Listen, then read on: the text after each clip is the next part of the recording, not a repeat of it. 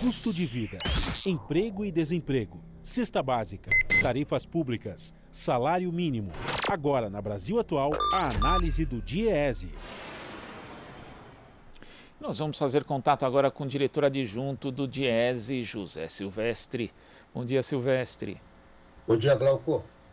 Silvestre, os trabalhadores que têm conta no FGTS vão receber até o próximo dia 31 de agosto uma parcela do lucro obtido pelo fundo no ano passado. O Conselho Curador do FGTS aprovou na semana passada um repasse de 8 bilhões e 120 milhões de reais.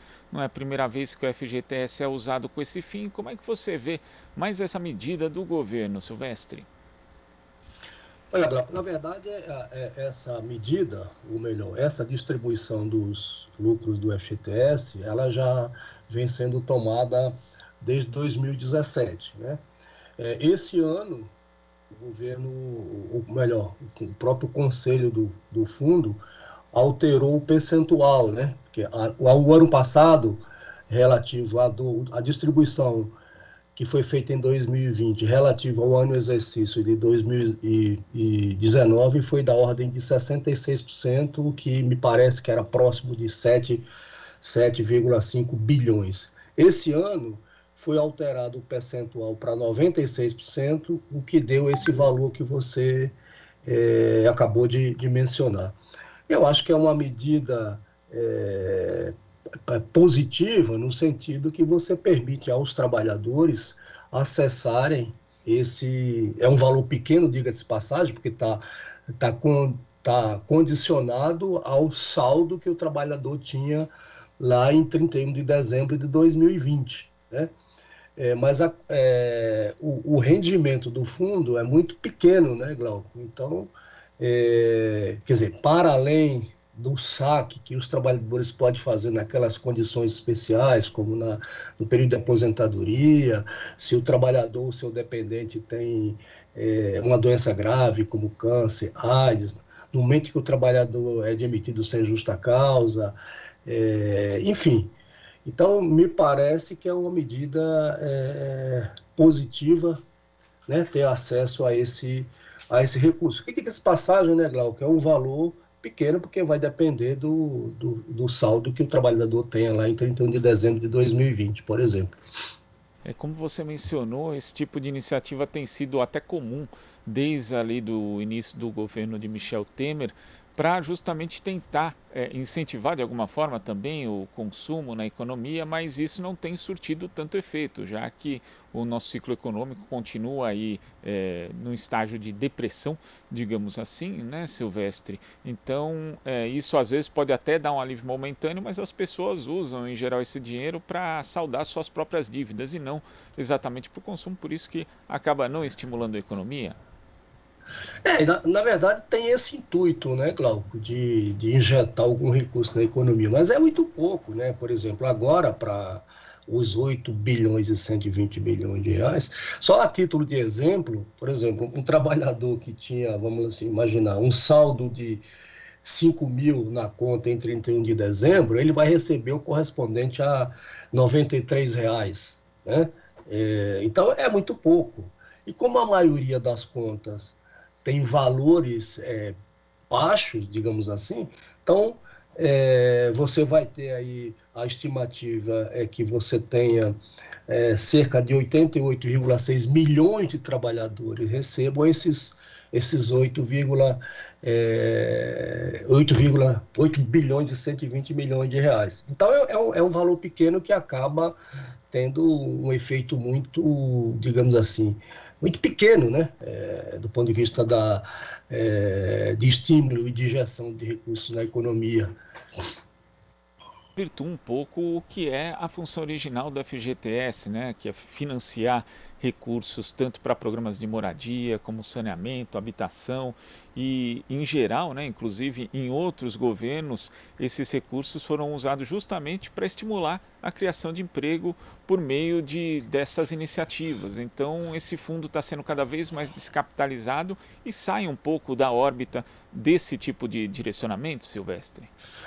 Esse também, essa é uma questão também muito importante, né? Porque os objetivos do fundo, quando ele foi criado, é exatamente esse. Quer dizer, é de ter recursos, né, para investimento em habitação e moradia popular, investimento em infraestrutura, saneamento, etc. Então, isso também tem que ser visto com muito zelo, com muito cuidado, para que você não descapitalize o fundo, né? Agora, também, por outro lado, Glauco, o rendimento é um rendimento muito pequeno, né? Esse ano, por exemplo, agora em relação a 2020, se nós considerarmos que a inflação oficial foi da ordem de 4,52, né? E o rendimento do fundo foi equivalente a 4,92, a diferença, vamos chamar, se a gente puder chamar assim de ganho real, foi de 0,38%, né? Então é um percentual muito, muito pequeno, mas eu acho que é isso, tem que ter muito cuidado com zelo, porque esse é o recurso do trabalhador, né? E com esse objetivo aí de investimento, né? Inclusive para a geração de emprego, né? Que é uma necessidade que o Brasil tem agora, principalmente. E quando a gente vê, por exemplo, essa mini-reforma trabalhista, né, que agora vai ser discutida no Senado, mas já foi aprovada na Câmara, que prevê modalidades de emprego que não contemplam nem 13º, nem férias e nem FGTS, percebe-se que o futuro do fundo está em risco também, Silvestre. Então, eu acho, inclusive, Glauco, se não me falhamos, nós chegamos até a comentar em um dos programas em relação especificamente a essa mini-reforma trabalhista, mais uma iniciativa de retirada de direitos dos trabalhadores através dessa medida provisória 1045, um aspecto aí a ser considerado, entre tantos outros negativos, é exatamente isso que você lembrou, ou seja, você estabelecer alíquotas do Fundo de Garantia por Tempo de Serviço diferente dos atuais 8%. Então, nessa medida provisória, essa alíquota varia de 2%, né, para as microempresas, né, variando de 2 até 6, né?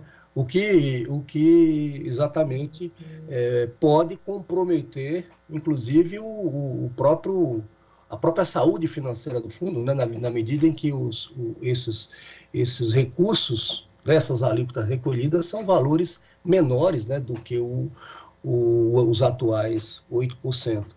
Mas, enfim, é mais uma medida, é mais uma iniciativa desse governo, né, de retirar direitos, né, de precarizar as condições de trabalho. Quando a gente sabe, né, Glauco, que a rigor, não é isso que vai gerar emprego. Quer dizer, essa lógica que norteia desde o governo Temer, essa lógica de reduzir o custo do trabalho, né? Tanto do ponto de vista dos encargos sociais, como também da própria remuneração do trabalhador, não é isso que vai gerar postos de trabalho no nosso país.